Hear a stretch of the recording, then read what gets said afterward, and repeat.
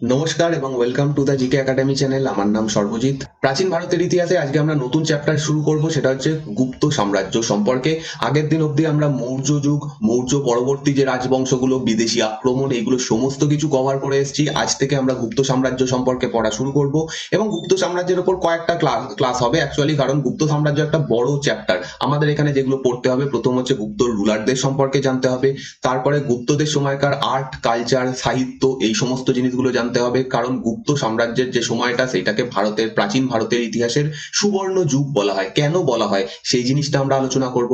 আমরা আলোচনা করব গুপ্ত সাম্রাজ্যের শাসন ব্যবস্থা সম্পর্কে, সমাজ সম্পর্কে, অর্থনীতি সম্পর্কে। তো এই পুরো জিনিসটা আমরা কভার করব ডিটেলসে, কারণ আমি এই ক্লাসগুলো করছি অ্যাডভান্সড ক্লাস, এগুলো যে এনসিয়েন্ট হিস্ট্রির উপর ডাব্লিউবিসিএস মেন্স প্রিলিমস দুটো পরীক্ষাকেই টার্গেট করে। তোমরা যদি মেন্সের পড়ো তাহলে অবশ্যই প্রিলিমসও কভার হয়ে যাবে। তো সেই রকম মেন্স লেভেলের জন্য আমি এই ক্লাসগুলো করাচ্ছি।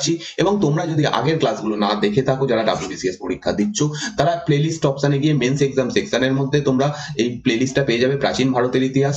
সেই ক্লাসগুলো, আগে যে ক্লাসগুলো হয়ে গেছে, পরপর দেখতে পারো। আমি একদম প্রথম থেকে এনসিয়েন্ট হিস্ট্রি পরপর পড়াচ্ছি এবং ডিটেলসে বোঝানোর চেষ্টা করছি তোমাদেরকে। তো পরপর ক্লাসগুলো দেখলেই তোমাদের সুবিধা হবে।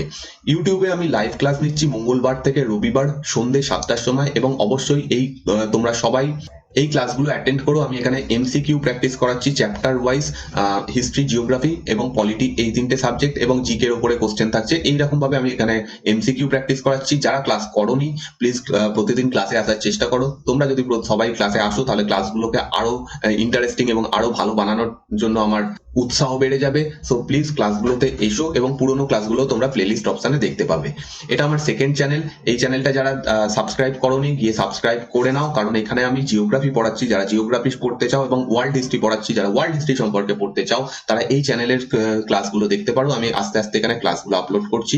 যারা দেখোনি, গিয়ে হোম সেকশনে, এই চ্যানেলেরই হোম সেকশনে তোমরা লিঙ্ক পেয়ে যাবে, বা আমি নিচে ডেসক্রিপশনে লিঙ্ক দিয়ে দিচ্ছি সেকেন্ড চ্যানেলের, সেখানে গিয়ে তোমরা চ্যানেলটা খুঁজে পেয়ে যাবে। তো অবশ্যই চ্যানেলটা একবার গিয়ে দেখো এবং ক্লাসগুলো দেখো। তো আমরা আগে গুপ্ত সাম্রাজ্য সম্পর্কে পড়ার আগে আমরা একটা ছোট রাজবংশ সম্পর্কে পড়ে নেবো। সেটা হচ্ছে আরো ভালোভাবে বললে একজন রাজার সম্পর্কে পড়ে নেবো, যার নাম হচ্ছে খারবেল। কলিঙ্গ রাজ খারবেল, কলিঙ্গ স্টেট সম্পর্কে একটু জানবো, তারপরে গুপ্ত সাম্রাজ্য সম্পর্কে যাব। তো এখানে যাওয়ার আগে তোমরা পাশে যে ম্যাপটা দেখতে পাচ্ছ, এটা মৌর্য সাম্রাজ্যের ম্যাপ, যখন অশোক সিংহাসনে ছিলেন। অশোক যখন সিংহাসনে ছিলেন, আমরা পড়ে এসেছি যে অশোক দক্ষিণ ভারতের কিছুটা অংশ বাদ দিয়ে ভারতের প্রায় সমস্ত অংশটা মৌর্য সাম্রাজ্যের মধ্যে অন্তর্ভুক্ত করতে পেরেছিলেন, এবং তার সাম্রাজ্য আফগানিস্তান থেকে শুরু করে আজকের বাংলাদেশ, উত্তরে নেপাল, মানে হিমালয়ের পাদদেশ থেকে দক্ষিণে এই নিচের যে সুদূর দক্ষিণ অংশ, সেইটুকু বাদ দিয়ে পুরোটা অংশ নিয়ে রাজত্ব বিস্তার ছিল। এবং অশোক জীবনের সব থেকে বড় যে যুদ্ধটা করেন, সেটা হচ্ছে কলিঙ্গ যুদ্ধ। এবং কলিঙ্গ যে রাজ্যটা, সেটা আজকের উড়িষ্যা রাজ্যের মধ্যে পড়ে যাচ্ছে। তো তিনি কলিঙ্গ যুদ্ধ করেন, এবং কলিঙ্গ যুদ্ধের পর তিনি যুদ্ধনীতি ত্যাগ করে দেন। এইগুলো আমরা জেনে এসেছি। এবার কলিঙ্গ যখন অশোকের সাম্রাজ্যের মধ্যে ছিল, তখন তো সেটা মৌর্য সাম্রাজ্যের মধ্যে মৌর্য সাম্রাজ্যেরই একটা অংশ ছিল। কিন্তু যখন অশোকের মৃত্যু হয়, তখন ধীরে ধীরে মৌর্য সাম্রাজ্য দুর্বল হতে থাকে।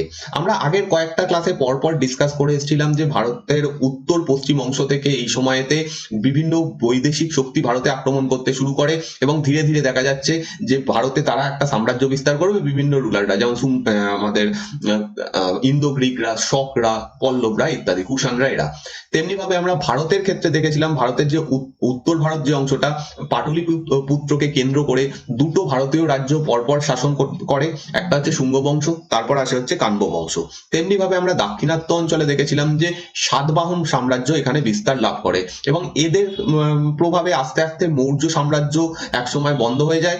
এবং এই সময়টারই কথা আমরা আলোচনা করছি, যে সময় কলিঙ্গ, উড়িষ্যার যে অংশটা কলিঙ্গ রাজ্য, সেটাও মৌর্য সাম্রাজ্য থেকে স্বাধীন হয়ে যায়, এবং এখানে একজন রুলার রাজত্ব করেন, যার নাম হচ্ছে খারবেল, কলিঙ্গ রাজ খারবেল। এবং ইনি একজন শক্তিশালী রুলার ছিলেন, এবং ইনি একটা বড় সাম্রাজ্য প্রতিষ্ঠা করতে পেরেছিলেন। কলিঙ্গ যুদ্ধের আগে এই কলিঙ্গ অংশটা মৌর্য সাম্রাজ্যের অন্তর্ভুক্ত ছিল না। সেই সময়তে এখানে একটা রাজবংশ ছিল, যে বংশটার নাম হচ্ছে মহামেঘবাহন বংশ। এই মহামেঘবাহন বংশেরই একজন বংশধর হচ্ছেন খারবেল। কিন্তু খারবেলের পর থেকে যারা এই বংশের রুলার হন তারা দুর্বল ছিলেন, খুব একটা শক্তিশালী ছিলেন না খারবেলের জন্য। খারবেলের পরবর্তী যারা রুলার ছিলেন তারা, তো সেই কারণে খারবেলের পরে এই বংশটা খুব বেশি দিন রাজত্ব করতে পারেননি। তো খুব ছোট একটা সময় নিয়ে আমরা আজকে এইখানে আলোচনা করব। এবং কলিঙ্গরাজ খারবেল ইনি যদিও মহামেঘবাহন বংশের একজন বংশধর ছিলেন, কিন্তু তিনি যখন সিংহাসনে বসেন তিনি একটা নতুন বংশ প্রতিষ্ঠা করেন কলিঙ্গকে কেন্দ্র করে, যেটার নাম হচ্ছে চেদি ডাইনেস্টি। ইনি যে বংশটার নামকরণ করেন সেটা হচ্ছে চেদি ডাইনেস্টি। অ্যাকচুয়ালি ইনি মহামেঘবাহন বলে এই পুরনো একটা বংশের বংশধর ছিলেন এবং বেশ কিছুদিন ইনি রাজত্ব করেন। এনার সম্পর্কে আমরা যেখান থেকে জানতে পারছি সেটা হচ্ছে বিখ্যাত হাতিগুম্ফা শিলালিপি। এই হাতিগুম্ফা শিলালিপিটা পাওয়া যাচ্ছে আজকের উড়িষ্যার রাজধানী ভুবনেশ্বরের খুব কাছ থেকে। এখানে একটা পর্বত রয়েছে, পাহাড় রয়েছে, ছোট পাহাড়, যেটার নাম হচ্ছে উদয়গিরি পাহাড়। এই উদয়গিরি পাহাড়ে হাতিগুম্ফা শিলালিপি রয়েছে এবং এই হাতিগুম্ফা শিলালিপি থেকেই আমরা এই খারবেলের কথা জানতে পারছি। বেশি আর অন্যান্য কোনো তথ্য থেকে খুব একটা বেশি এনাদের সম্পর্কে বা এই রাজবংশ সম্পর্কে জানা যায় না। এবং যেটা বললাম যে এই বংশে ইনি শক্তিশালী রুলার ছিলেন, তারপরে যারা রুলার হন তারা খুব একটা শক্তিশালী ছিলেন না বা তারা খুব বেশি কোনো কাজ করেনও নি, সেই জন্য ইতিহাসে তাদের সেরকম ভাবে নাম পাওয়া যায় না। এবার তোমরা পাশে যে ম্যাপটা দেখতে পাচ্ছ একটা বড় অংশ মার্ক করা রয়েছে, সেখানে লেখা রয়েছে কলিঙ্গ বলে। খারবেল যখন রাজত্ব করেন, যখন তিনি সিংহাসনে বসেন, তখন তিনি এই বড় একটা সাম্রাজ্য প্রতিষ্ঠা করতে সক্ষম হন। অন্যদিকে তোমরা পাশে একটা লেখা দেখতে পাচ্ছ সাতবাহন। তো এই সময়তে ধীরে ধীরে সাতবাহনদের উত্থান হতে শুরু হয়েছে। সাতবাহনরা এখনো শক্তিশালী হয়ে ওঠেনি, এই সময় থেকে সাতবাহনরা আস্তে আস্তে উত্থান হতে তাদের শুরু হচ্ছে। তাহলে এবার বুঝতে পারছো কোন সময়টার কথা আমরা আলোচনা করছি। মোটামুটি প্রথম সেঞ্চুরি, খ্রিস্টপূর্বাব্দ প্রথম সেঞ্চুরি, সেই সময়টা প্রথম সেঞ্চুরি মানে প্রথম শতাব্দী, প্রথম শতাব্দীর কথা বলা হচ্ছে, খ্রিস্টপূর্ব প্রথম শতাব্দী, সেই সময়টার কথা আমরা আলোচনা করছি। যেটা বলছিলাম একটু আগে, ইনি মহামেঘবাহন বংশের একজন বংশধর ছিলেন যারা আগে কলিঙ্গতে রাজত্ব করত। তারপর কলিঙ্গ অশোক দখল করে নেন। আবার যখন অশোকের পরে মৌর্য সাম্রাজ্য দুর্বল হতে শুরু করে, তখন আবার এই কলিঙ্গ স্বাধীন হয়ে যায় এবং এনার নেতৃত্বে এটা হয়, যিনি হচ্ছেন খারবেল। এবং তিনি যখন সিংহাসনে বসেন চেদি বা চেতি বলে একটা রাজবংশ প্রতিষ্ঠা করেন। তো খারবেলের পর থেকে যারা এই বংশের রুলার তাদেরকে আমরা চেদি বংশের রুলার বলবো, যদিও তাদের সম্পর্কে সেরকম ভাবে কিছু জানা যায় না। তাকে তিনি আরেকটা নামে পরিচিত, সেটা হচ্ছে ভিক্ষু রাজা। ভিক্ষু রাজা মানে ইনি তার কাছে পয়সা কড়ি ছিল এরকম, পয়সা কড়ি ছিল না এরকম ব্যাপার নয়। ইনি অ্যাকচুয়ালি জৈন ধর্মের ফলোয়ার ছিলেন, জৈন ধর্মের ফলোয়ার ছিলেন, সেই জন্য তাকে ভিক্ষু রাজা বলা হচ্ছে। কারণ তোমরা জানো জৈন যারা সন্ন্যাসী তাদেরকে জৈন ভিক্ষু বলা হয়, তো এনাকে সেই জন্য ভিক্ষু রাজা বলা হয়। এবং হাতিগুম্ফা যে শিলালিপি, এটাই ইম্পর্টেন্ট। তোমরা এখানে পাশে একটা জিনিস দেখতে পাচ্ছ, একটা গুহার ছবি দেখতে পাচ্ছ, এটা অ্যাকচুয়ালি উদয়গিরি গুহা। উদয়গিরি গুহা, এই উদয়গিরি গুহার সামনেই একটা শিলালিপি পাওয়া গেছে, যেটা হচ্ছে হাতিগুম্ফা শিলালিপি। এটার নাম হাতিগুম্ফা কারণ যে শিলালিপিটা পাওয়া গেছে তার সামনে একটা হাতির মূর্তি তৈরি করা রয়েছে, সেই জন্য এটার নাম করা হয়েছে হাতিগুম্ফা শিলালিপি। এটা ভুবনেশ্বরের কাছে অবস্থিত উদয়গিরি পর্বতে। ইনি জৈন ধর্মের ফলোয়ার ছিলেন এবং তিনি দুখানা গুহা বানিয়েছিলেন, একটা অবশ্যই এই উদয়গিরি গুহা, আর একটা হচ্ছে খণ্ডগিরি। যারা উড়িষ্যাতে ঘুরতে গেছো তারা এই দুটোতে অবশ্যই ঘুরে এসছো আশা করছি। খণ্ডগিরি, এই দুটো গুহা তিনি বানিয়েছিলেন বৌদ্ধ জৈন সন্ন্যাসীদের জন্য, জৈন মঙ্ক বা জৈন সন্ন্যাসীদের জন্য তিনি দুটো গুহা বানান। ওকে, এবার এতদিন অব্দি দক্ষিণ ভারতে জৈন ধর্ম ধীরে ধীরে বিস্তার লাভ করেছিল, কারণ যখন চন্দ্রগুপ্ত মৌর্য দক্ষিণ ভারতে চলে যান, শ্রবণ বেলগোলাতে তিনি মারা যান, সেই সময় থেকে দক্ষিণ ভারতে জৈন ধর্ম মানে ওখানকার মানুষ জৈন ধর্ম ফলো করতে শুরু করেছিল। কিন্তু ভারতের এই পূর্ব অংশে জৈন ধর্মের অতটা প্রভাব ছিল না। যখন খারবেল এখানে রাজত্ব করতে আসেন এবং তিনি জৈন ধর্ম গ্রহণ করেন, এইরকম জৈন সন্ন্যাসীদের এখানে গুহা বানিয়ে দেন, তখন থেকে উড়িষ্যাতে জৈন ধর্ম ধীরে ধীরে প্রভাব বিস্তার করতে থাকে এবং একটা বড় সময় ধরে ইভেন এখনো উড়িষ্যাতে প্রচুর জৈন মানুষ, জৈন ধর্মের ফলোয়াররা থাকেন। তো এনার সময় থেকেই জৈন ধর্ম উড়িষ্যাতে এন্টার করে এবং আজ অব্দি সেই জৈন ধর্ম এখানে চলছে। যাই হোক, এনার সম্পর্কে এইটুকু জিনিসই জানার ছিল, হাতিগুম্পা শিলালিপি সম্পর্কে জানার ছিল, এটা আমরা শেষ করলাম। এবার আমরা চলে যাব ডাইরেক্ট গুপ্ত সাম্রাজ্যে। আমাদের এই যে কয়েকটা ক্লাস হবে পরপর, হয়তো 3টে কি 4টে ক্লাস হবে গুপ্ত সাম্রাজ্যের ওপরে, এবং প্রত্যেকটা খুব ইম্পর্টেন্ট। ভারতের ইতিহাসে গুপ্ত সাম্রাজ্য খুব ইম্পর্টেন্ট, প্রাচীন ভারতের। এদেরকে বলা হয়, এই সময়টাকে বলা হয় ভারতের সুবর্ণ যুগ, প্রাচীন ভারতের সুবর্ণ যুগ।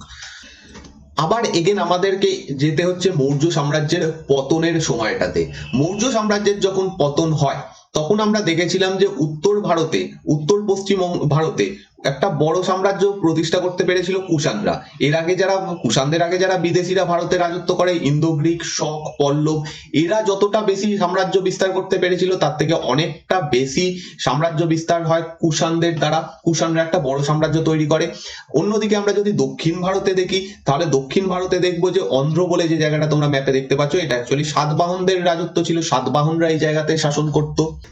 আমরা কলিঙ্গের সম্পর্কে পড়ে এলাম বেশ কিছুদিন। এরা একটা বড় সাম্রাজ্য, যারা কলিঙ্গরাজ খারবেল, তিনি একটা বড় সাম্রাজ্য প্রতিষ্ঠা করতে পেরেছিলেন, কিন্তু তারপরে সেই বংশটাও দুর্বল হয়ে পড়ে। এই জায়গাগুলো সমস্তই সাতবাহন বংশের আন্ডারে চলে আসে।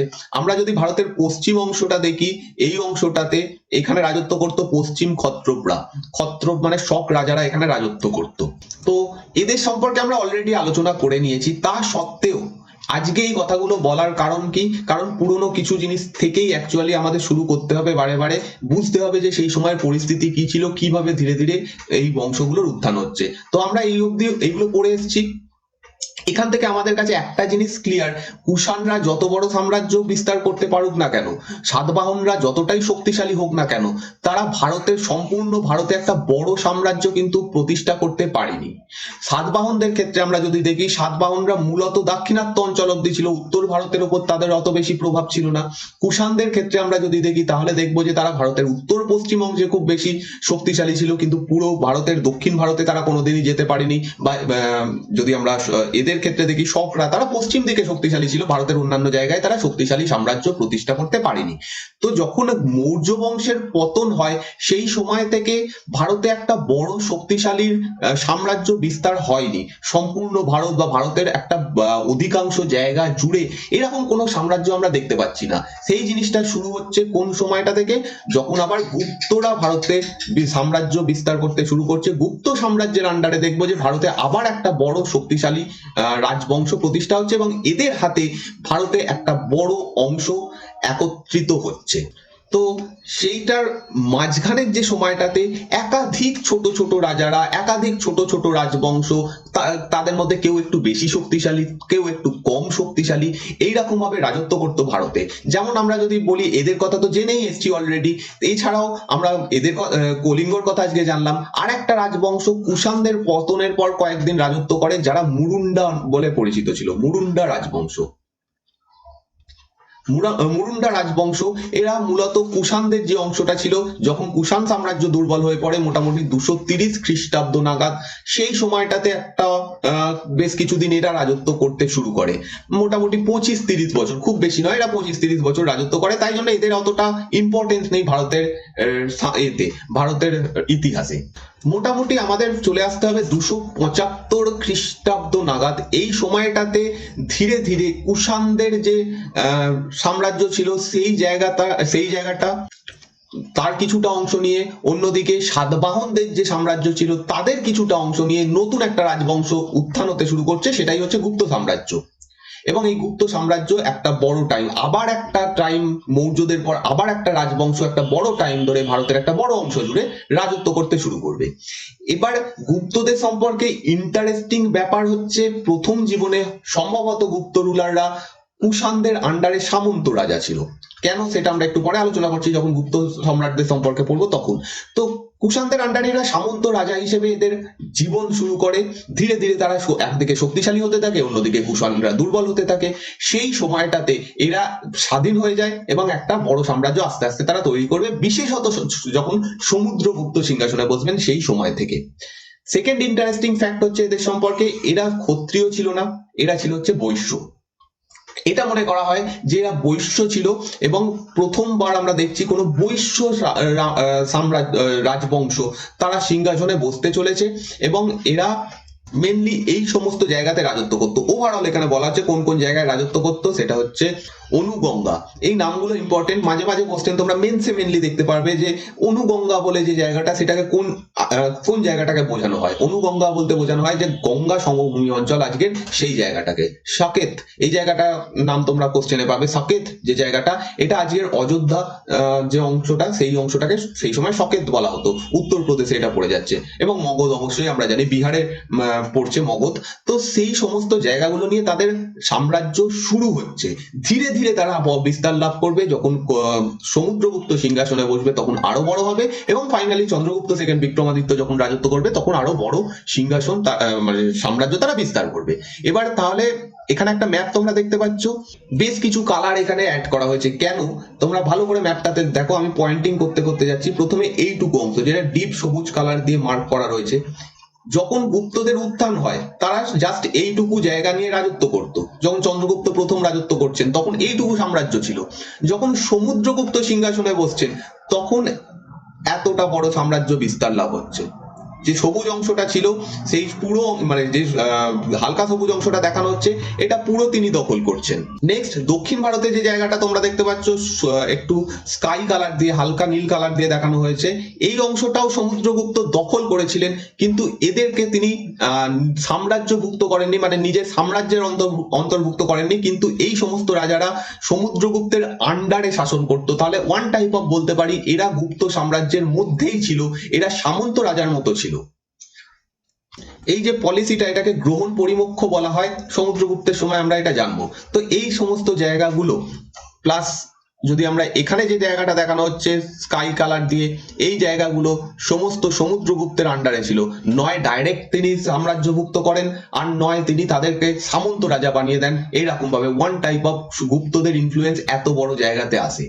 নেক্সট যখন চন্দ্রগুপ্ত দ্বিতীয় বিক্রমাদিত্য সিংহাসনে বসেন, তিনি আরো বড় জায়গা দখল করেন। তিনি এই পুরো জায়গাটা, যেটা আরেকটু ডিপ সবুজ দিয়ে দেখতে পাচ্ছ, অ্যাকচুয়ালি এগুলো সমুদ্রগুপ্ত দখল করেছিলেন, কিন্তু তিনি এই মানে চন্দ্রগুপ্তের দ্বিতীয় বিক্রমাদিত্যের সময় এই জায়গাগুলো প্রপারলি গুপ্ত সাম্রাজ্যের মধ্যে আসে। প্লাস যেটা হলুদ অংশ দিয়ে দেখতে পাচ্ছ, এইখানের কিছু জায়গা চন্দ্রগুপ্ত দ্বিতীয় বিক্রমাদিত্যের সময় গুপ্ত সাম্রাজ্যের অন্তর্ভুক্ত হয়, কিছু জায়গা কুমারগুপ্তর সময় গুপ্ত সাম্রাজ্যের অন্তর্ভুক্ত হয়। তো আলটিমেটলি কুমারগুপ্তর সময় অব্দি আস্তে আস্তে এত বড় একটা জায়গা গুপ্তদের আন্ডারে চলে আসছে। এই যে অংশটা বাদ দেখতে পাচ্ছ, এই জায়গাটাতেও গুপ্তদেরই প্রভাব ছিল। যখন কুমারগুপ্ত সিংহাসনে বসেন তখন এইগুলোকে তিনি সামন্ত হিসেবে অন্তর্ভুক্ত করেন। সামন্ত রুলার এরা প্রত্যেকেই গুপ্তদের আন্ডারে ছিল। তাহলে দেখতে পাচ্ছ ভারতের প্রায় প্রায় বলা কি পুরো অধিকাংশ যে জায়গাটা, সেই পুরো জায়গাটা গুপ্তদের ইনফ্লুয়েন্সে ছিল। নয় ডাইরেক্ট এখানে গুপ্তরা শাসন করতো, আর নয় তা গুপ্তদের কোনো সামন্ত রুলাররা এখানে শাসন করতো। তো ম্যাপ থেকে এটা বোঝার রয়েছে। কিন্তু একটা জিনিস, যেখানে অশোকের সাম্রাজ্য আজকে আফগানিস্তান পাকিস্তান অঞ্চলে অনেকটা বিস্তার ছিল, সেই জিনিসটা গুপ্তদের সময় ছিল না। আফগানিস্তান অংশটা এইগুলো গুপ্তদের আন্ডারে ছিল না। এটা বাদ দিয়ে ভারতের যে মেন অংশটা এবং বাংলাদেশ অংশটা, এগুলো সবই গুপ্তদের ডাইরেক্ট ইনফ্লুয়েন্সের মধ্যে ছিল। পাটলিপুত্র এদের রাজধানী ছিল। প্রয়াগ বলে একটা খুব গুরুত্বপূর্ণ শহর এই সময় থেকে উত্থান হতে শুরু হয়। তো প্রয়াগ এদের আন্ডারে ছিল। তারপরে এই প্রয়াগ ইম্পর্টেন্ট সেন্টার ছিল তাদের পাওয়ারের। তো এইরকম ভাবে তারা একটা বড় সাম্রাজ্য বিস্তার করে, এবং এর পিছনে বেশ কিছু কারণ রয়েছে। প্রথম কথা তো অবশ্যই যারা রুলার হয়েছিলেন তারা প্রত্যেকে শক্তিশালী ছিলেন। তারা খুব যেহেতু শক্তিশালী ছিলেন, তারা যুদ্ধ করে এই জায়গাগুলো দখল করতে পেরেছিলেন। অন্যান্য জিনিস আমরা যদি দেখি, আমরা দেখতে পাবো যে উত্তর ভারতের যে সমস্ত জায়গা থেকে লোহা উত্তোলন করা হতো সেই সময়তে, বা সেন্ট্রাল ইন্ডিয়াতে ভারতের মধ্য ভারতের যে জায়গা থেকে লোহা উত্তোলন করা হয়, সেই সমস্ত জায়গাগুলো গুপ্তদের আন্ডারে চলে আসে।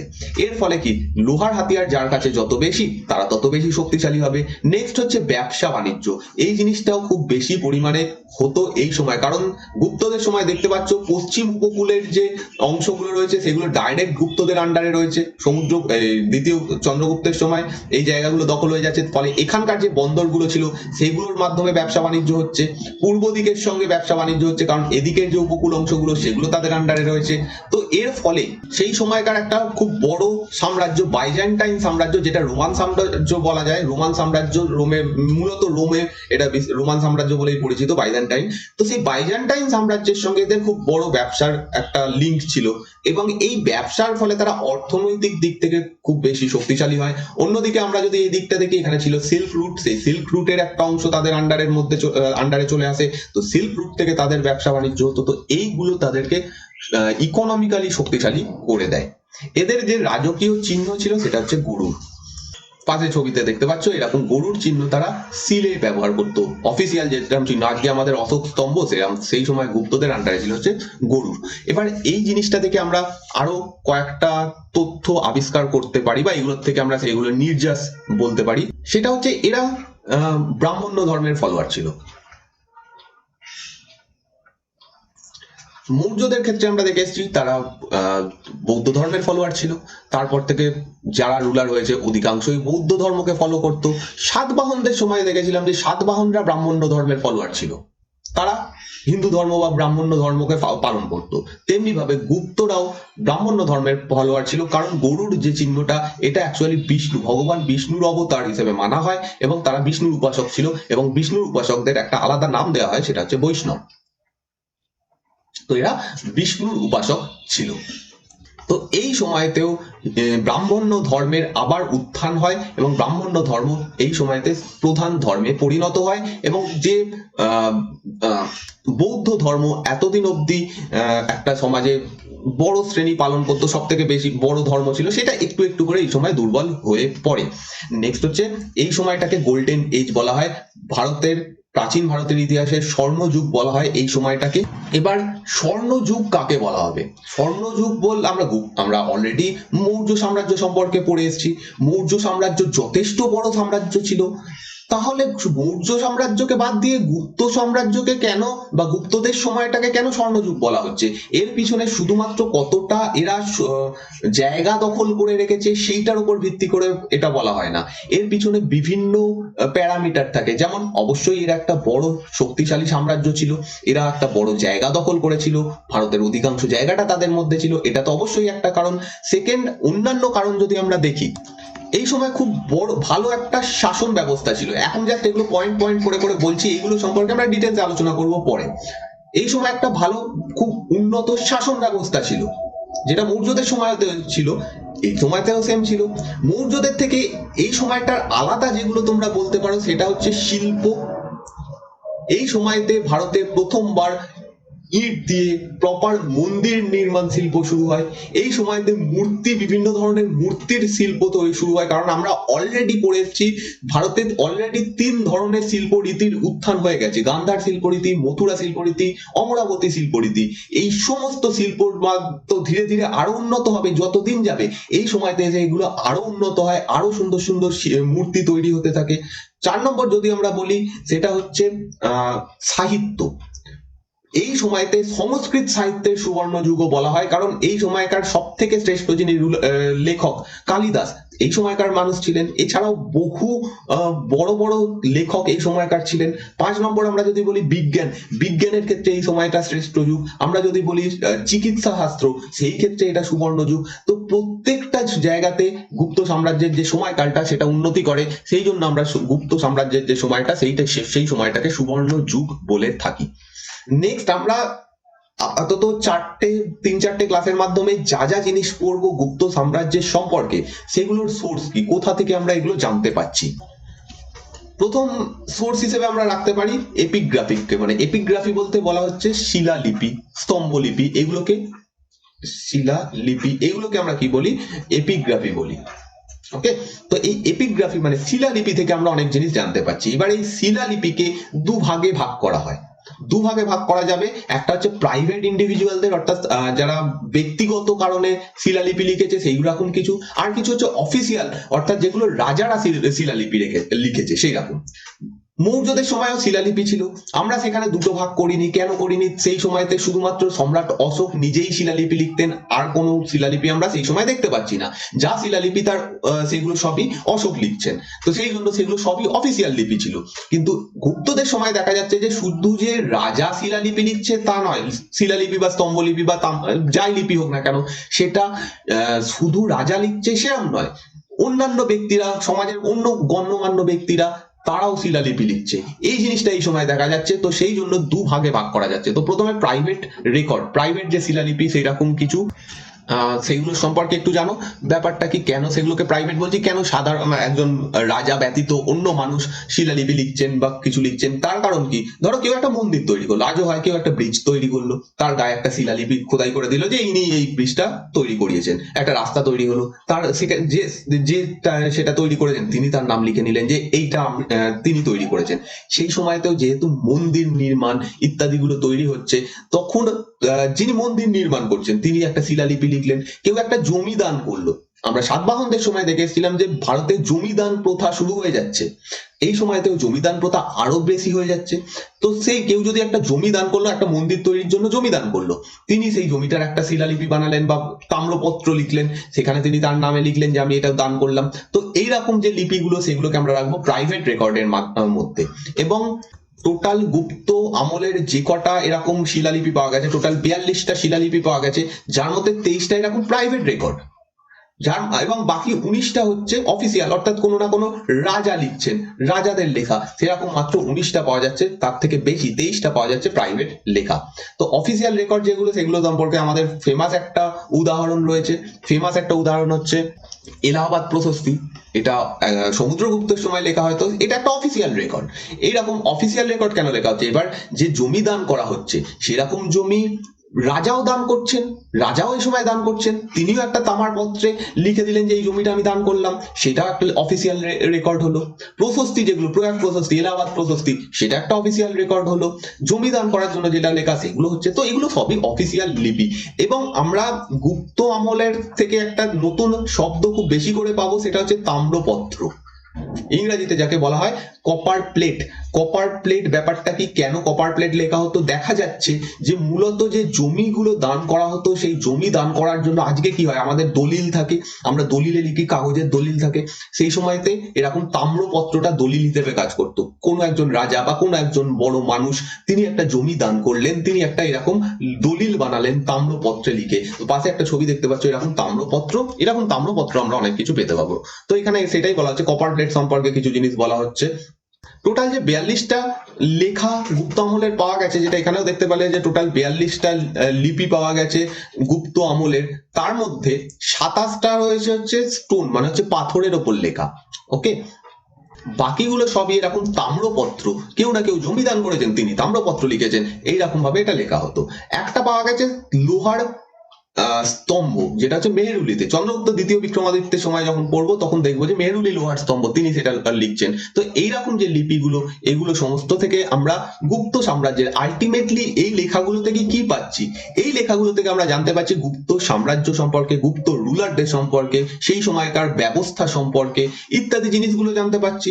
কোন গুপ্ত রাজা এটা দান করছেন, সেটা আমরা সেখান থেকে নামটা পাচ্ছি। এবার সেটার পরীক্ষা করে দেখা যাচ্ছে যে ইনি কোন রুলার, মানে কোন সময় তিনি শাসন করেছেন। তো সেইভাবে আমরা ইতিহাস রচনা করি অ্যাকচুয়ালি। এবার এতক্ষণ ধরে যে অফিসিয়াল রেকর্ড দেখলাম, গুপ্ত রুলাররা লিখছেন বা কোনো বড় গণ্যমান্য ব্যক্তি তারাও লিখছে, যাদেরকে, যেগুলোকে আমরা বলছি প্রাইভেট লিপি। এবার কিছু অন্যান্য রুলাররা রয়েছেন যারাও লিখছেন এরকম শিলালিপি, তাদের থেকেও আমরা গুপ্তদের সম্পর্কে জানতে পারছি। যেমন কদম্ব বংশ, কদম্ব বলে একটা বংশ রাজত্ব করতো ভারতে, এবং এই কদম্ব বংশের একজন রুলার ছিলেন যার নাম হচ্ছে কাকুস্থ বর্মন। ওকে, তো সেই কাকুস্থ বর্মনের শিলালিপিতে গুপ্তদের নাম আমরা পাচ্ছি। এখানে লেখা রয়েছে যে কাকুস্থ বর্মনের সঙ্গে গুপ্ত বংশের কোন রুলারের এক কন্যার বিবাহ হয়েছিল। কে এক্স্যাক্টলি সেটা বলা কঠিন, কিন্তু এরকম জিনিস আমরা দেখতে পাচ্ছি। পরবর্তীকালের অনেক লিপিতে গুপ্তদের নাম পাওয়া যাচ্ছে, যেমন প্রকটাদিত্য, প্রকটাদিত্য বলে একজন রুলার, যিনি সারনাথের কাছে একটা শিলালিপি রচনা করেন, যেখানে গুপ্তদের নাম রয়েছে। যশবর্মন, ইনি একজন রুলার যিনি মালবে রাজত্ব করতেন, এদের সম্পর্কে পরে পড়বো, সবাই আসবে আস্তে আস্তে, কোনো জিনিসই বাদ যাবে না। তো মালবের একজন রুলার যশবর্মন, যশোদ বর্মন অ্যাকচুয়ালি তিনি নালন্দা শিলালিপি লেখেন, সেখানেও রয়েছে গুপ্তদের কথা। এইগুলো থেকে, এই সমস্ত থেকে আমরা প্রচুর জিনিস জানতে পারছি গুপ্ত সাম্রাজ্য, গুপ্ত রুলার বা গুপ্ত শাসন ব্যবস্থা সম্পর্কে। নেক্সট হচ্ছে কয়েন, নিউমিসম্যাটিক্স মানে হচ্ছে কয়েন। তো গুপ্তদের সময়কার প্রচুর কয়েন আমরা আবিষ্কার করেছি আজকে, এবং এই কয়েনগুলো আমাদের প্রচুর তথ্য দেয়। যে কোনো সাম্রাজ্যের কয়েন, তারা সেইগুলো আমাদের জানায় অনেক জিনিস। প্রথম কথা, এই সাম্রাজ্যটা কতটা অর্থনৈতিক দিক থেকে শক্তিশালী ছিল। গুপ্তদেরই একটা উদাহরণ যদি আমি দিই, প্রথম দিককার যারা রুলার ছিলেন, সমুদ্রগুপ্ত, দ্বিতীয় চন্দ্রগুপ্ত, কুমারগুপ্ত, এদের সময় দেখা যাচ্ছে যে গুপ্তদের যে সোনার কয়েনগুলো ছিল খাঁটি সোনার তৈরি হতো। পরবর্তী যারা গুপ্ত রুলার, তাদের সময় দেখা যাচ্ছে যে খাঁটি সোনার বদলে তার মধ্যে ভেজাল মিশিয়ে কয়েন তৈরি করা হচ্ছে। এর থেকে আমরা যেটা বুঝতে পারছি যে গুপ্তরা প্রথম দিকে অর্থনৈতিক দিক থেকে শক্তিশালী ছিল, পরবর্তীকালে তাদের ব্যবসা বাণিজ্য কমে যায় বা কিছু হয়, অর্থনৈতিক দিক থেকে তারা দুর্বল হয়ে পড়ে, তার ফলে তাদের কয়েন গুলো সেগুলো খাঁটি সোনার বদলে একটু ভেজাল মেশানো হতে শুরু হয়। আবার যেমন আমরা অশ্বমেধ টাইপ কয়েন দেখছি কুমারগুপ্ত প্রথমের। অশ্বমেধ টাইপ কয়েন মানে কুমারগুপ্ত প্রথমের একটা কয়েন দেখা যাচ্ছে যেখানে অশ্বমেধ যজ্ঞের কথা বলা রয়েছে। এর থেকে আমরা বুঝতে পারছি যে কুমারগুপ্ত প্রথম অশ্বমেধ যজ্ঞ করেছিলেন। তার থেকে আমরা কনক্লুশনে পৌঁছতে পারছি যে কুমারগুপ্ত প্রথম সম্ভবত শক্তিশালী রুলার ছিলেন, কারণ শক্তিশালী রুলার না হলে অশ্বমেধ যজ্ঞ করবেন না, সেটা দেখতে পাচ্ছি। চন্দ্রগুপ্ত প্রথমের একটা কয়েন পাওয়া যাচ্ছে, সেটা হচ্ছে কুমার দেবী টাইপ কয়েন। কুমার দেবী কয়েন মানে তার রানীর ছবি এখানে রয়েছে, কুমার দেবীর ছবি, এবং লিচ্ছবিদের নাম লেখা রয়েছে। তার থেকে আমরা বুঝতে পারছি যে এই লিচ্ছবিদের সঙ্গে বিবাহটা সম্ভবত গুপ্তদের পক্ষে খুব লাভজনক হয়েছিল, তাই জন্যই তারা এগুলো ইউজ করছে। তো কয়েন থেকে আমরা এরকম বিভিন্ন জিনিস জানতে পারছি। এবং একটু আগে যেটা বললাম যে গুপ্ত সাম্রাজ্যের যে সময়কালটা, সেটাকে সংস্কৃত সাহিত্যের সুবর্ণ যুগ বলা হয়। এই সময় মহান মহান সংস্কৃত লেখকদের জন্ম হয়, তারা তাদের রচনা কাজ করেন, এবং এই লিটারেরি সোর্স বা যে রচিত যে জিনিসগুলো, সেইগুলো থেকে এই সময়কার ব্যাপক তথ্য পাওয়া যায়। রাজাদের নাম, রাজাদের শাসনের সময়টা, তাদের কেমন অর্থনীতি ছিল, পলিটি কেমন ছিল, শাসন ব্যবস্থা কেমন ছিল, সমস্ত কিছু আমরা এই সোর্স গুলো থেকে জানতে পারি, যেগুলো লিখিত বিবরণ। যেমন কিছু ইম্পর্টেন্ট গ্রন্থ হচ্ছে কমন্ডক। কমন্ডকের একটা গ্রন্থ যেটা হচ্ছে নীতিসার। এটা চন্দ্রগুপ্ত প্রথমের সময়কার, ইনি একজন লেখক, এবং সেই সময়কার স্বাভাবিকভাবে সেই সময়কার জিনিসই লেখা রয়েছে। যেমন করে আমরা মৌর্যদের ক্ষেত্রে দেখেছিলাম অর্থশাস্ত্র একটা বিশাল বড় সোর্স। মৌর্যদের ইতিহাস জানার জন্য অর্থশাস্ত্র থেকে আমরা প্রচুর জিনিস জানতে পারি। তেমনি ভাবে গুপ্তদের, এই চন্দ্রগুপ্ত প্রথমের সময়কার শাসন ব্যবস্থা ইত্যাদি জিনিসগুলো আমরা এই নীতিসার থেকে প্রচুর পরিমাণে জানতে পারি। তো সেই কারণে গুপ্তদের এই গ্রন্থটাকে গুপ্তদের অর্থশাস্ত্র বলা হয়, গুপ্তদের অর্থশাস্ত্র, গুপ্ত সময়ের অর্থশাস্ত্র, কারণ এটা থেকে আমরা অর্থশাস্ত্রের মতো প্রচুর জিনিস, শাসন ব্যবস্থা, পলিটি, অ্যাডমিনিস্ট্রেশন, এইগুলো সম্পর্কে জানতে পারছি। নেক্সট হচ্ছে, এবার বলবে এটা তো শুধুমাত্র প্রথম যিনি ইম্পর্টেন্ট রুলার চন্দ্রগুপ্ত প্রথমের সময়কার কথা এখানে লেখা রয়েছে, পরবর্তী রুলারদের সঙ্গে এদের সম্পর্ক কি?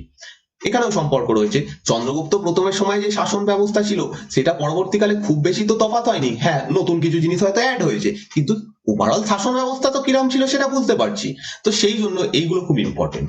দুটো স্মৃতি, স্মৃতি সাহিত্য, একটা হচ্ছে নারদ স্মৃতি আর একটা হচ্ছে বৃহস্পতি স্মৃতি। এই দুটো থেকে আমরা গুপ্তদের শাসন ব্যবস্থা এবং গুপ্তদের জাস্টিস সিস্টেম মানে হচ্ছে বিচার ব্যবস্থা, এইগুলো সম্পর্কে জানতে পারছি।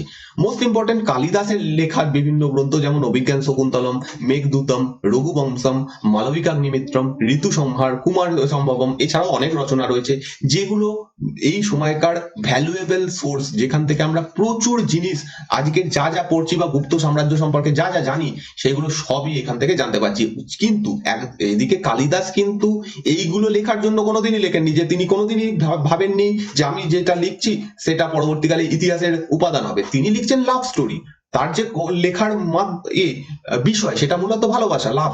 কিন্তু তা সত্ত্বেও একটা লাভ স্টোরি লিখতে গেলেও সেই সময়কার সোসাইটি, সমাজ, শাসন ব্যবস্থা, এগুলো লিখতে হবে। তো সেই জিনিসগুলো এখানে লেখা হচ্ছে এবং সেইগুলো থেকে আমরা অনেক কিছু বুঝতে পারছি।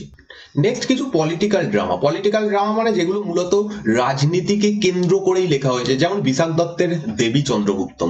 এটাতে আমরা কিছু জিনিস জানতে পারছি। রামগুপ্ত বলে একজন রুলারের নাম জানতে পারছি, এবং রামগুপ্তর হাতে, মানে রামগুপ্ত একজন শক রাজা ছিলেন যার নাম হচ্ছে বাসনা। এর কাছে হেরে যান। তো এই সম্পর্কে একটা জিনিস লেখা রয়েছে, এটা আমি এখন আলোচনা করছি না, কারণ সেম জিনিসটা আমাদের আলোচনা করতে হবে যখন চন্দ্রগুপ্ত দ্বিতীয় বিক্রমাদিত্যের সময় আলোচনা করব, তখন দেবী চন্দ্রগুপ্তমের নাম আবার আসবে, সেই সময়তে ডিটেলসে বলবো। তবে মনে রাখো বিশাখ দত্ত রচনা করেন এই গ্রন্থটা, এই নাটকটা, এটা একটা নাটক যেটা হচ্ছে দেবী চন্দ্রগুপ্তম। নেক্সট হচ্ছে বিজ্জক, সরি বজ্জিক হবে, বজ্জিক, এটা অ্যাকচুয়ালি উচ্চারণ, সরি বজ্জিক। ইনি একটা গ্রন্থ রচনা করেন যেটার নাম হচ্ছে কৌমুদী মহোৎসব, কৌমুদী মহোৎসব। এই যে নাটকটা, এখানে লেখা রয়েছে চন্দ্রগুপ্ত প্রথমের পরবর্তী রুলারদের কথা, অর্থাৎ সমুদ্রগুপ্ত বা চন্দ্রগুপ্ত দ্বিতীয় বিক্রমাদিত্য, এদের অ্যাচিভমেন্ট, এদের সম্পর্কে এখানে লেখা রয়েছে এই গ্রন্থটা, সেখান থেকে আমরা এই তথ্যগুলো পাচ্ছি। শূদ্রক বলে একজন লেখক ছিলেন যার হচ্ছে মৃচ্ছকটিকা, এটাও খুব একটা ইম্পর্টেন্ট গ্রন্থ, যেখান থেকে আমরা সেই সময় কথা তো জানতেই পারছি। অ্যাকচুয়ালি মৃচ্ছকটিকাতে কি লেখা রয়েছে, এটাও একটা লাভ স্টোরি, এটাও একটা লাভ স্টোরি, এবং এখানে চারুদত্ত বলে একজন ব্রাহ্মণ পুরুষ, একজন ব্রাহ্মণ, তার সঙ্গে বসন্ত সেন বলে একজন নর্তকী, তার কোটিয়ান মানে অ্যাকচুয়ালি বেশ্যা হয় বাংলাতে, যাই হোক, তো সেরকম একজনের প্রেম কাহিনী নিয়ে এটা লেখা রয়েছে। সেই সময় এইটার থেকেও আমরা অনেক কিছু জানতে পারছি গুপ্ত সাম্রাজ্যের সময়কার। বিভিন্ন সংস্কৃত কাব্য, কাব্য মানে ওয়ান টাইপ অফ বলতে পারো কবিতা, বিভিন্ন সংস্কৃত কবিতা, যেমন হচ্ছে কথা সরিত সাগর, যেটা সোমদেব রচনা করেন, এখান থেকে ভাসের লেখা স্বপ্ন বাসব দত্তা।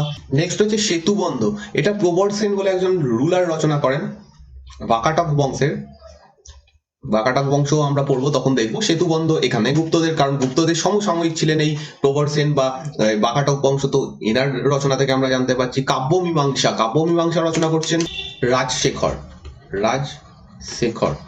এগুলো সবই আবার আসবে পরে, তাও এখানে একবার করে বলে যাচ্ছি, দুবার শুনলে মনে থাকবে, এখানেও একবার করে লিখে নিতে পারো তোমরা। কাব্য মীমাংসা, তারপর হচ্ছে আয়ুর্বেদ দীপিকা, এই সমস্ত গ্রন্থতে আমরা জানতে পারছি গুপ্তদের কথা।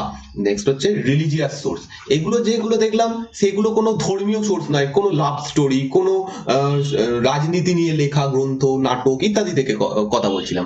রিলিজিয়াস সোর্স, ধর্মীয় যে গ্রন্থ, সেখান থেকে আমরা জানতে পারছি। যেমন এই যে সময়টা, এই সময় হিন্দু ধর্মের আবার পুনরুত্থান হচ্ছে, বা হিন্দু ধর্ম এরা পালন করতো গুপ্ত রুলাররা, তো এই সময়কার হিন্দু সাহিত্য যেগুলো, সেখান থেকে আমরা গুপ্তদের সম্পর্কে জানতে পারছি।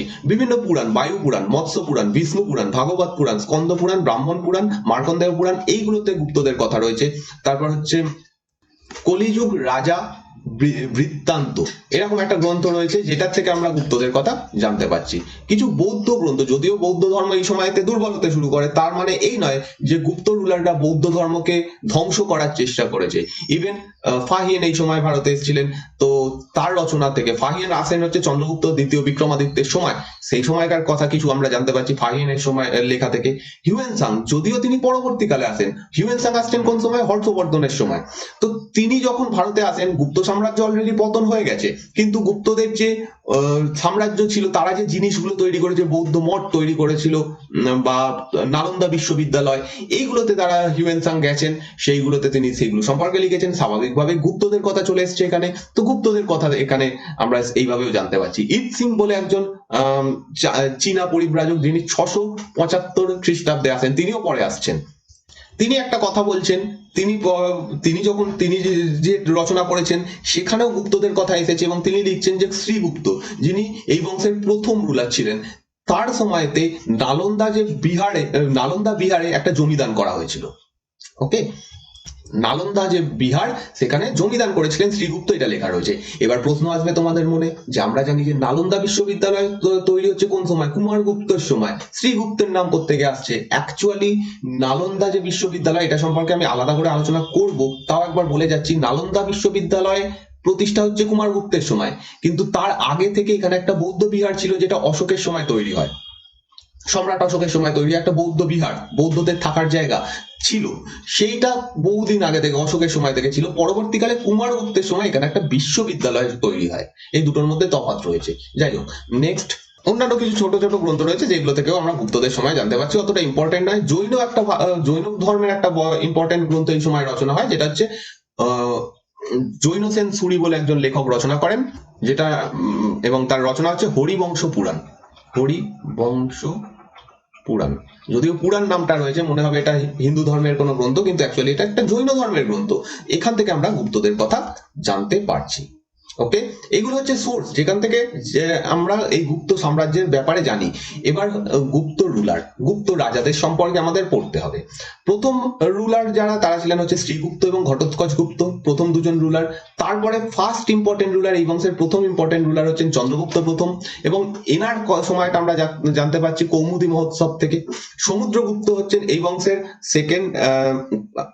সেকেন্ড রুলার বলা ভুল, first, second, third, fourth ruler হচ্ছেন সমুদ্রগুপ্ত। দেখতে পাচ্ছ সমুদ্রগুপ্ত একজন শক্তিশালী রুলার ছিলেন।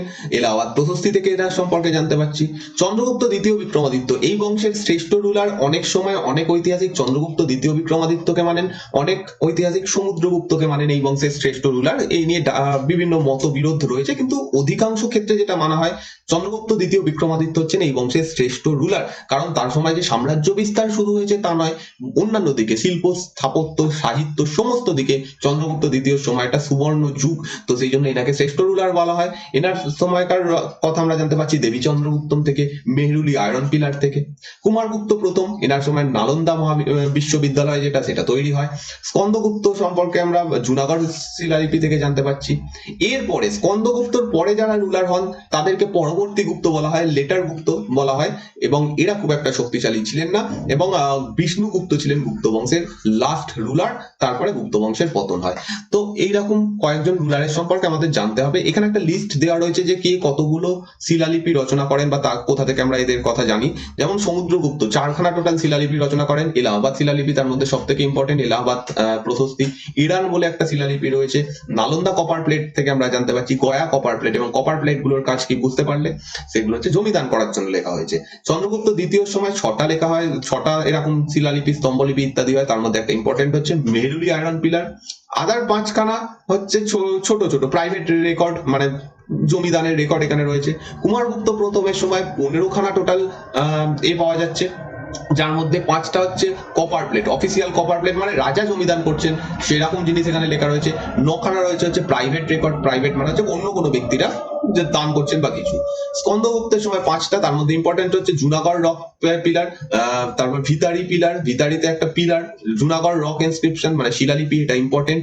আর হচ্ছে ইন্দোর পিলার, স্টোন পিলার, ইন্দোরের একটা স্তম্ভ পাওয়া গেছে, সেটাও স্কন্দগুপ্তের সময়। তারপর বুদ্ধগুপ্ত, ইনি একজন গুপ্ত বংশের রুলার ছিলেন, যার সময় 7টা টোটাল এরকম রচনা হয়। তার মধ্যে একটা ইম্পর্টেন্ট হচ্ছে পাহাড়পুর কপার প্লেট ইনস্ক্রিপশন। ওকে, এরকম বিভিন্ন সোর্স। তো প্রথম যারা গুপ্ত রুলার ছিলেন, প্রথম রুলার হচ্ছেন শ্রীগুপ্ত, সেকেন্ড রুলার হচ্ছেন ঘটোৎকচ গুপ্ত, এবং এদের টাইটেল ছিল মহারাজা। এইটুকু জিনিস যেটা লেখা রয়েছে যে এদের টাইটেল ছিল মহারাজা, এর থেকে আমরা অনেক কিছু বার করতে পারি। যেমন এই সময় যারা সামন্ত রাজা হতো তারা নিজেরা মহারাজা টাইটেল নিত, এবং যারা স্বাধীন রাজা হতো, বড় রাজা হতো, তারা মহারাজাধিরাজ উপাধি নিত, মহারাজাধিরাজ এই উপাধিটা নিত। যেহেতু এখানে দেখা যাচ্ছে যে টাইটেলটা মহারাজ, শ্রীগুপ্ত এবং ঘটোৎকচ গুপ্ত মহারাজ, তাই জন্য মনে করা হচ্ছে সম্ভবত যখন গুপ্ত সাম্রাজ্য সবে উত্থান লাভ করছে, শুরু হচ্ছে, তখন তারা সামন্ত রাজা হিসেবে কাজ করত। এবার কাদের সামন্ত রাজা হিসেবে কাজ করবে? সামন্ত রাজা মানে হচ্ছে একজন বড় রাজা যার আন্ডারে যিনি রাজা হিসেবে কাজ করবেন। অনেকজন ছোট ছোট রাজা থাকেন যাদেরকে সামন্ত রাজা বলা হয়। তো এরা সম্ভবত সামন্ত রাজা হিসেবে কাজ করত। এবার কার সামন্ত রাজা হিসেবে কাজ করতো? সেই সময়তে রাজত্ব করছে হচ্ছে কুষাণ বংশ। এই কুষাণদের সামন্ত রুলার হিসেবে সম্ভবত এই ঘটোৎকচ গুপ্ত এবং শ্রীগুপ্ত এরা দুজন রাজত্ব করেছেন। তো শ্রীগুপ্ত হচ্ছেন এই বংশের প্রতিষ্ঠাতা। এই বংশের প্রথম যিনি স্বাধীন রুলার এবং প্রথম ইম্পর্টেন্ট রুলার এই বংশের, তিনি হচ্ছেন চন্দ্রগুপ্ত প্রথম, যিনি সম্ভবত 319 বা 320 খ্রিস্টাব্দে সিংহাসনে বসেন এবং 335 বা 336 অব্দি শাসন করেন। যদি 319 তিনি সিংহাসনে বসেন আমরা মানি, তাহলে তিনি 335 অব্দি শাসন করেছিলেন। যদি 320-তে তিনি সিংহাসনে বসেন, এটা সঠিক তথ্য হয়, তাহলে তিনি 336 খ্রিস্টাব্দ অব্দি রাজত্ব করেছেন। এবার দুটো করে ডেট কেন? কারণ এটার সম্পর্কে এক্সাক্ট কোনো পয়েন্ট নেই যে এই সময়তেই তিনি সিংহাসনে বসেন। মোটামুটি একটা অ্যাপ্রক্স 319 বা 320 খ্রিস্টাব্দে তিনি সিংহাসনে বসেন। এই বংশের প্রথম ইম্পর্টেন্ট রুলার, এবং তিনি টাইটেল নিচ্ছেন মহারাজাধিরাজ। এবং প্রথমেই বলে এলাম যে যিনি মহারাজাধিরাজ টাইটেল নিচ্ছেন, তার মানে এই সময় কুষাণ বংশ দুর্বল হয়ে গেছে, সেই জায়গাতে গুপ্তরা স্বাধীন রুলার হিসেবে শাসন করতে শুরু করেছে এবং সেই কারণে তিনি মহারাজাধিরাজ উপাধি গ্রহণ করেছেন। আগের যে রুলার দেখলাম ঘটোৎকচ গুপ্ত, তার পুত্র হচ্ছেন এই চন্দ্রগুপ্ত প্রথম, এবং ইনি যখন সিংহাসনে বসেন তখন গুপ্তাব্দ শুরু করেন। গুপ্ত এরা মানে হচ্ছে গুপ্তাব্দ। এটা ইম্পর্টেন্ট, কারণ অব্দ ব্যাপারটা কি, গণনা করা, বছর গণনা করার যে পদ্ধতি সেটাকে অব্দ বলা হয়। এবার যেদিন চন্দ্রগুপ্ত প্রথম সিংহাসনে বসেন সেই দিনটাকে স্মরণ করে রাখার জন্য, সেই বছরটাকে স্মরণ করার জন্য তিনি একটা অব্দ প্রচলন করেন এবং বলে দেন যে এই অব্দের মাধ্যমেই অফিসিয়ালি আমাদের সমস্ত বছরের হিসাব করা হবে। ওকে, 320 অব্দ, যদি আমরা 320 ধরি তাহলে এটাকে আমাদের হিসাবে, যেটা গ্রেগরিয়ান ক্যালেন্ডার যে হিসাবে আমাদের এখন 2021 চলছে, সেই তাতে যদি পরিণত করি কত হবে এরকম। এটা ম্যাথের ক্লাস নয়, তাও ম্যাথের একটু কথা বলছি। যেমন ধরো যখন 320 ধরলাম, 320 হচ্ছে গুপ্তাব্দ শুরু হচ্ছে। 320 মানে কি, 320 এডি, এডি মানে হচ্ছে গ্রেগরিয়ান ক্যালেন্ডার অনুযায়ী 320 যে বছরটা, সেই বছরে গুপ্তাব্দ অনুযায়ী কি হচ্ছে 1 নম্বর বছর হবে, ফার্স্ট বছর। তাহলে এখন আমাদের এখন হচ্ছে 2021 চলছে, 2021 এডি বলা হয়। তাহলে সেখানে গুপ্তাব্দতে যদি আমরা পরিণত করি তাহলে কত হবে, 2021 থেকে আমাদের 320 বাদ দিতে হবে, হয়ে যাবে 1701। তাহলে গুপ্তাব্দতে যদি তোমাদের বলতে বলা হয় যে এখন কত গুপ্তাব্দ চলছে, তাহলে 1701 চলছে। ওকে, তো এইভাবে করা হয়। তো 320 খ্রিস্টাব্দে তিনি তো প্রতিষ্ঠা করছেন, 319 বা 320-তে সিংহাসনে বসছেন এবং গুপ্তাব্দের প্রচলন করছেন। তার যে সাম্রাজ্য আমরা প্রথমে ম্যাপটা দেখে এলাম যে খুব বড় ছিল না, আজকের বিহার, উত্তরপ্রদেশের কিছুটা অংশ, পশ্চিমবঙ্গের, বেঙ্গলের কিছুটা অংশ নিয়ে তার সাম্রাজ্য ছিল, ছোট্ট সাম্রাজ্য। সবে তখন গুপ্ত সাম্রাজ্য উত্থান লাভ করতে শুরু করেছে এবং এদের রাজধানী ছিল পাটলিপুত্র। এবং পুরো গুপ্ত বংশেরই রাজধানী ছিল পাটলিপুত্র। তার জীবনের সব থেকে ইম্পর্টেন্ট যেটা ঘটনা এবং যেটার কারণে সম্ভবত কেন, যেটার কারণে গুপ্ত বংশ এতটা শক্তিশালী হয়, যেটার কারণে এত বড় একটা সাম্রাজ্য বিস্তার করতে সক্ষম হয়, সেটা হচ্ছে লিচ্ছবিদের সঙ্গে বৈবাহিক সম্পর্ক। এই লিচ্ছবিরা নেপাল অঞ্চলে রাজত্ব করতো, আজকের যে আধুনিক নেপাল সেই অঞ্চলে রাজত্ব করত, এবং এদের সঙ্গে একজন রাজকন্যা যার নাম হচ্ছে কুমার দেবী, এনার সঙ্গে চন্দ্রগুপ্ত প্রথমের বিবাহ হয় এবং এই বিবাহটা এই পুরো বংশের যে শক্তি সেটাকে অনেক বেশি শক্তিশালী করে দেয়। কারণ প্রথম কথা হচ্ছে সেই সময়ের নিয়ম ছিল ব্রাহ্মণ্য ধর্ম অনুযায়ী যে ক্ষত্রিয়রা রাজা হবে, কিন্তু এই গুপ্ত বংশ অ্যাকচুয়ালি কি বংশ, বৈশ্য বংশ। তো তাদের সমাজে স্ট্যাটাস বৃদ্ধি করার প্রয়োজন ছিল এবং সেইখানে লিচ্ছবির একটা খুব পুরনো ছিল, রুলার, রাজবংশ ছিল, তারা ক্ষত্রিয় ছিল বহুদিন আগে থেকে। মনে করো সেই গৌতম বুদ্ধ এই সময়টা মহাজনপদ, এই সময় আমরা পড়ে এসেছি লিচ্ছবিদের কথা, সেই লিচ্ছবি বংশ। তো তাদের সঙ্গে বৈবাহিক সম্পর্ক যখন স্থাপন হয়, স্বাভাবিকভাবে গুপ্ত বংশের স্ট্যাটাস অনেক বেশি বৃদ্ধি পেয়ে যায়। তারা যে বৈশ্য, সেই জন্য তাদের যতটা স্ট্যাটাস কম ছিল, ক্ষত্রিয়দের সঙ্গে বিবাহ করা এবং তাও আবার লিচ্ছবিদের সঙ্গে, সেটাতে অনেক বেশি স্ট্যাটাস বৃদ্ধি পেয়ে যায়। এর ফলে তাদের শক্তি অনেক বৃদ্ধি পায় এবং এই শক্তির ফলে এই শক্তির যখনই তারা পেয়ে যায় তখন থেকে তারা আস্তে আস্তে সাম্রাজ্য বিস্তার করতে থাকে। এবং এটা কেন এত ঐতিহাসিকরা এই যে ঘটনাকে এতটা ইম্পর্টেন্স দিচ্ছেন কিভাবে, এর আগে যত কয়েন মুদ্রা পাওয়া গেছে, কোনো মুদ্রাতে কোনোদিনই দেখা যায়নি যে রাজার সঙ্গে রানীর ছবি রয়েছে।